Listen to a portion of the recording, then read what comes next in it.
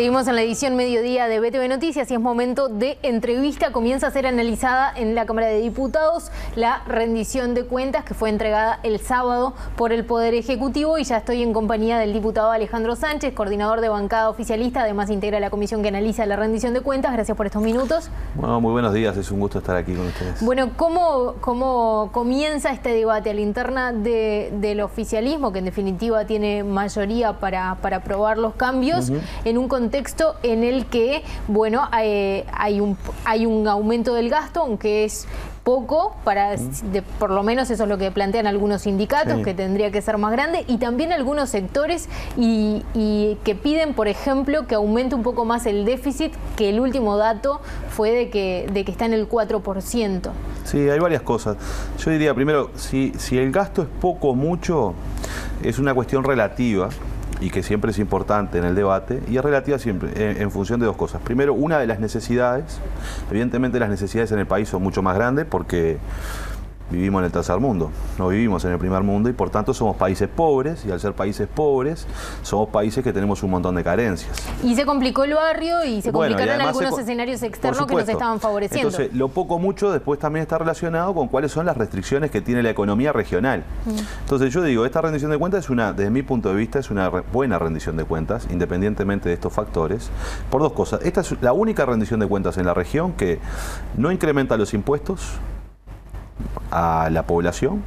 Ya se incrementaron unos años atrás, ¿no? Sí, se incrementará a los sectores más altos, ¿no? Es decir, el 70% de los trabajadores no paga IRPF, para poner un ejemplo. Bien. Entonces, cuando vos modificás el IRPF, estás modificando los salarios de los trabajadores, del 30% de los trabajadores, ¿verdad? Pero lo que digo es, no aumenta la presión fiscal sobre los trabajadores, no aumenta sobre la clase media, no aumenta sobre los pequeños y medianos comerciantes, sobre la pequeña y mediana industria, no aumenta la presión fiscal allí. La única de América Latina. Segundo, es una rendición de cuentas que sigue otorgando recursos para áreas importantes, 160 millones de dólares, donde el 80% va a la educación pública.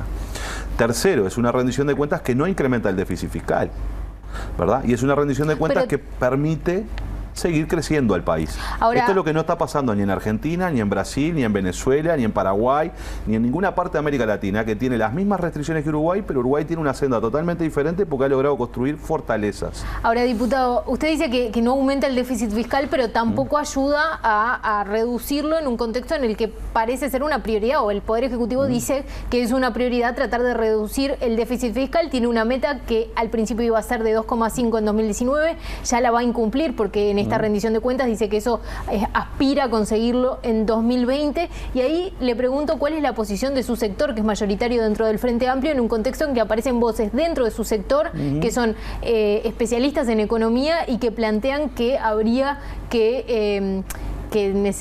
que soltar un poco el tema del déficit como prioridad. Sí, hay dos cuestiones. Uruguay tiene un déficit fiscal de 3,7% en términos estructurales. Ahora se ha registrado el tema del 4%. Que sería algo puntual, pero... Sería algo puntual simplemente porque tuvimos una sequía enorme que afectó el 64% de la producción de soja y que pierde el Uruguay por la sequía 480 millones de dólares. Ese es el efecto concreto de este primer trimestre. Argentina tiene un déficit fiscal del 6% y una deuda de más del 50%. Brasil tiene un déficit fiscal del 8% y una deuda del 80%. Uruguay tiene un déficit de 3,7% y una deuda cercana al 40%.